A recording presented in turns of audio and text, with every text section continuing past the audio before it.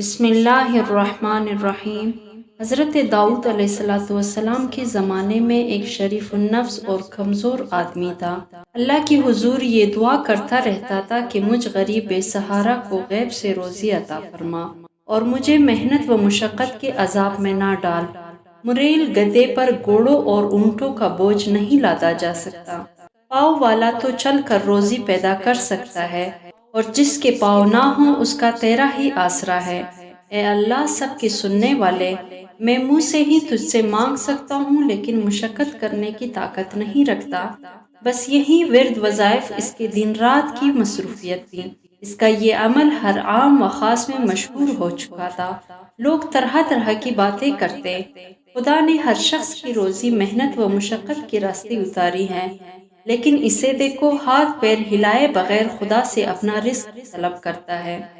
پیغمبر خدا کو دیکھو جنہیں اللہ تعالیٰ نے معجزے بھی عطا کیے ہیں، خوشلحان ایسے کہ جن و انس چرند پرند تو ایک طرف پہاڑ بھی متاثر ہوتے ہیں، باوجود اتنے شان کی وہ بھی بغیر مشقت کی روزی حاصل نہیں کرتے۔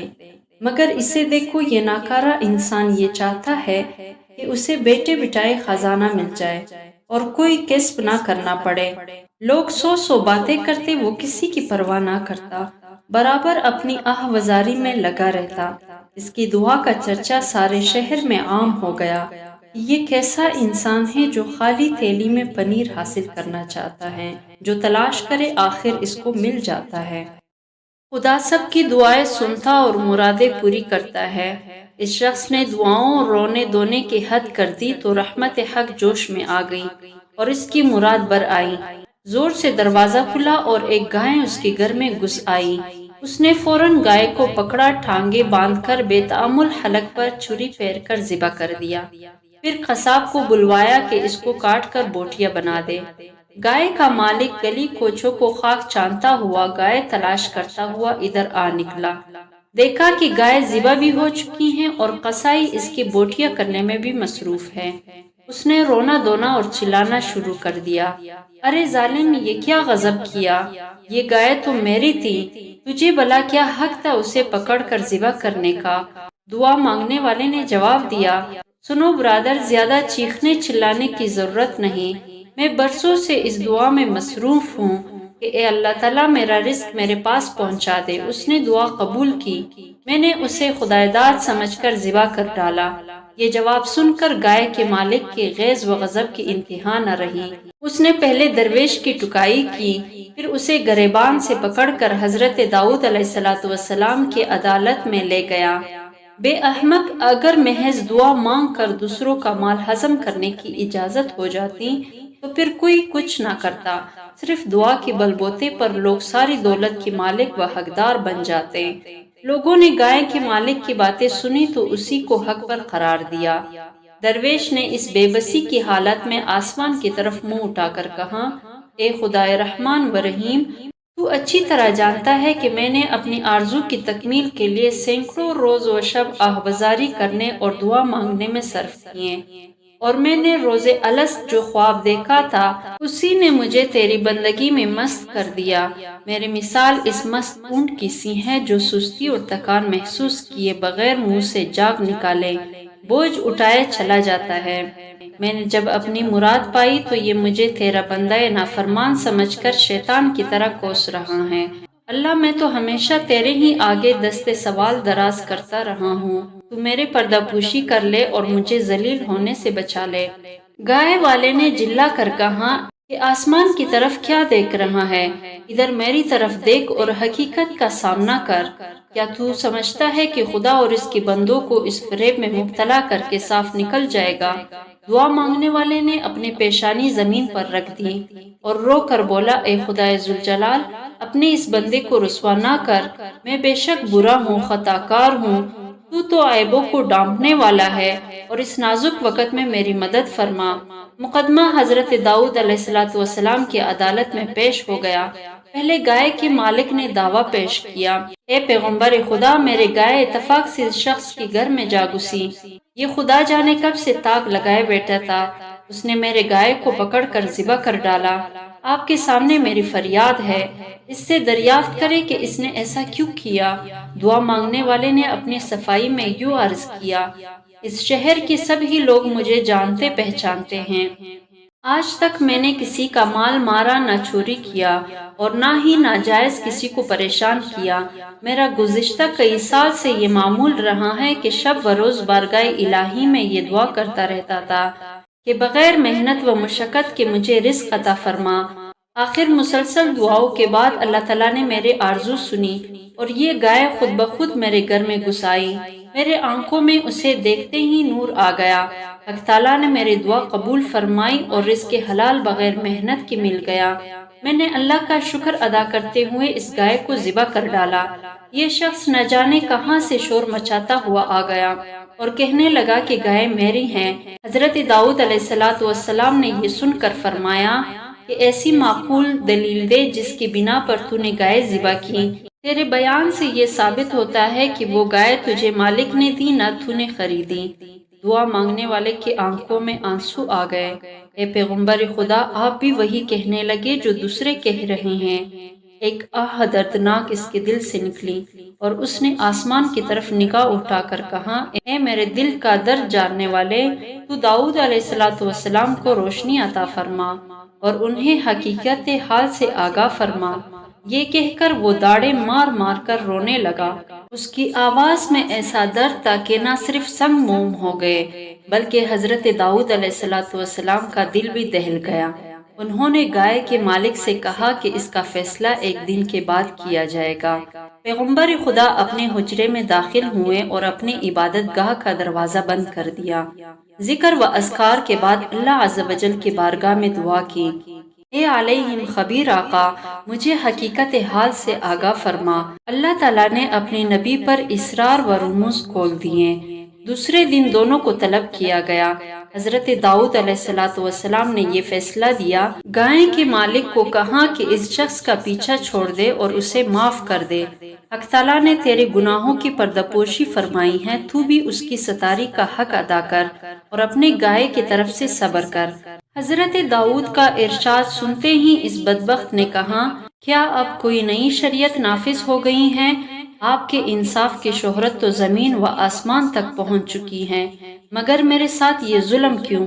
یہ انصاف نہیں، ظلم ہے۔ دوسری مرتبہ حضرت داؤد علیہ السلام نے فرمایا، اپنا سارا مال اور جائیداد اس مظلوم کے حوالے کر دے، ورنہ تیری سخت رسوائی ہوگی، اور کچھ عجب نہیں کہ جو ظلم و ستم تو نے کیے ہیں وہ بھی ظاہر ہو جائے۔ گائے والے نے یہ کلمات سنتے ہی سر پر خاک ڈالنا شروع کر دی، گریبان پھاڑ ڈالا، بدحواس ہو کر اور منہ میں کف بھر کر بولا، اے داؤد، اچھا فیصلہ سنایا، مجھ پر ظلم و زیادتی کی حد کر دی۔ نعوذ باللہ، مجھے تو معلوم ہوتا ہے کہ تو اپنے حواس میں نہیں رہا۔ حضرت داؤد علیہ السلام نے اسے قریب بلایا اور کہا، اے بدبخت، اس ہنگامے سے باز آ، کہیں یہ تیری ہلاکت کا باعث نہ بن جائے۔ جو تو نے بویا ہے وہ اب کاٹ۔ اب تیسری مرتبہ حضرت داؤد علیہ السلام نے ارشاد فرمایا، تو اپنے اہل و عیال بھی اس کے حوالے کر دے۔ تیسری مرتبہ حضرت داؤد علیہ السلام نے ارشاد فرمایا، تو اپنے اہل و عیال بھی اس کے حوالے کر دے۔ اس حکم پر تو وہ پتھر سے اپنا سر پھوڑنے لگا۔ لوگ بھی حیران تھے کہ حضرت یہ کیسا حکم دے رہے ہیں۔ جو شخص تنکے کی طرح نفس کی ہوا کے بس میں ہو، وہ ظالم اور مظلوموں میں کیا تمیز کر سکتا ہے؟ شیر بھی شرم کرتا ہے، وہ ہمسائیوں کے شکار پر ہاتھ نہیں ڈالتا۔ تماشائی پیغمبر خدا کے احکام کی اصل وجہ سے ناواقف تھے۔ ان میں سے ایک دو آدمی کہنے لگے، اے اللہ کے نبی، آپ کی ذات بابرکت سے ایسا صریح ظلم؟ ہم سب حیرت میں ہیں، بے قصور گائے والے پر اتنا عتاب آخر کیوں؟ اور جس نے ناحق گائے پکڑ کر ذبح کر ڈالی، اسے آپ نے بری کر دیا۔ حضرت داؤد علیہ السلام نے فرمایا، شاید کہ اب وہ وقت آن پہنچا ہے کہ اس گائے والے کی پوشیدہ راز ظاہر کر دیے جائے۔ حضرت داؤد علیہ السلام سب کو دریا کے کنارے ایک بہت پرانے گھنے درخت کے نیچے لے گئے۔ وہ گھنا درخت جس کی شاخیں آپس میں کتی ہوئی تھی، سورج کی شعاؤں کو زمین تک پہنچنے نہیں دیتی تھی۔ کیا تم لوگ جانتے ہو کہ اس درخت کے نیچے ایک آدمی کو قتل کیا گیا تھا؟ تم نہیں جانتے، البتہ وہ جانتا ہے جس نے اس زمین و آسمان کو پیدا فرمایا۔ حضرت داؤد علیہ السلام نے فرمایا، حقیقت یہ ہے کہ اس گائے والے نے اپنے آقا کو قتل کیا۔ یہ شخص اصل میں مقتول کا زرخرید غلام تھا۔ اس نے اپنے آقا کو قتل کر کے اس کے مال و دولت و جائیداد پر قبضہ کر لیا۔ یہ مظلوم دعا مانگنے والا اسی مقتول کا بیٹا ہے۔ پھر اس بے رحم و سنگدل شخص نے اپنے مقتول آقا کی کمسن یتیم بچوں پر ظلم ڈھانا شروع کر دیا، ان سے سب کچھ چھین لیا۔ یہاں نمک حرامی پر اتر آیا کہ اس کے آقا کے بچے دانے دانے کے محتاج ہو گئے۔ اس مردود نے اپنے گناہوں کا پردہ خود ہی فاش کیا۔ ظلم ہمیشہ روح کے گہرائیوں میں دبکا رہتا ہے، لیکن ظالم اسے خود لوگوں پر کھول رہا ہے۔ ایسا کہ دنیا، تو نے شرع کے مطابق اس مقدمے کا فیصلہ مانگا تھا، شریعت نے اپنا فیصلہ سنا دیا، اب اس کی تعمیل کرنا تیرا فرض بنتا ہے۔ تو نے اپنی صفاکی اور شقی القلبی کا ایسا مظاہرہ کیا کہ خدا کی پناہ، تو نے آقا کو اس طرح چھری سے ذبح کیا جس طرح اس دعا مانگنے والے نے تیرے گائے کو ذبح کیا تھا۔ وہ خون آلود چھری راز فاش ہونے کے ڈر سے گڑھا کھود کر تو نے دفن کر دی تھی۔ اس کا ثبوت یہ ہے کہ اس چھری پر اس کا نام کھندا ہے۔ حضرت داؤد علیہ السلام کے حکم پر زمین کھودی گئی، گڑھے کے اندر سے ایک شخص کی کھوپڑی پر اور لمبی سی چھری برآمد ہوئی۔ اب گائے والا خوف سے تر تر کانپنے لگا۔ تماشائیوں پر سکتے کا عالم طاری تھا۔ لوگوں نے اپنے سروں سے کپڑے اور ٹوپیاں ہٹا دی، ننگے سر ہو کر سامنے آئے اور عرض کرنے لگے، اے خدا کے سچے پیغمبر، ہم فطری نابینا ثابت ہوئے، ہم نے آپ کی زبان مبارک پر اعتبار نہ کیا، آپ ہماری گستاخی معاف فرما دے۔ حضرت داؤد علیہ السلام نے سب کو معاف کر دیا، پھر گائے والے کے بارے میں حکم دیا، چونکہ اس شخص کے ظلم کا پردہ کھل چکا ہے اور یہ قاتل ہے، اس لیے شریعت کا فیصلہ یہ ہے کہ اس سے قصاص لیا جائے۔ چنانچہ اسی چھری کے ساتھ اس کی گردن اڑا دی گئی۔ ہمیں اس نصیحت آموز قصے سے یہ درس ملتا ہے کہ ایک ظالم کی ہلاکت سے ایک جہان کا چھٹکارا ہوا اور ہر شخص کا حق تعالیٰ پر ایمان از سر نو تازہ ہوا۔ عزیزم، اس حکایت سے سبق حاصل کر تو بھی اپنے نفس کو موت کی گاٹ اتار۔ گائے والا کون ہے؟ تیرا نفس کہ جس نے اپنے آپ کو ظلم، دھوکے اور فریب سے بڑا آدمی بنا لیا ہے۔ بے محنت و مشقت کی روزی کیسے ملتی ہے؟ خواہشات نفس کو مار دینے سے اصل وارث عقل سلیم ہے، جو بے کس، بے آسرا اور غریب رہ گئی، اور خود غرض بے رحم نفس جس کی حیثیت غلام کی سی تھی، آقا اور مالک بن بیٹھا۔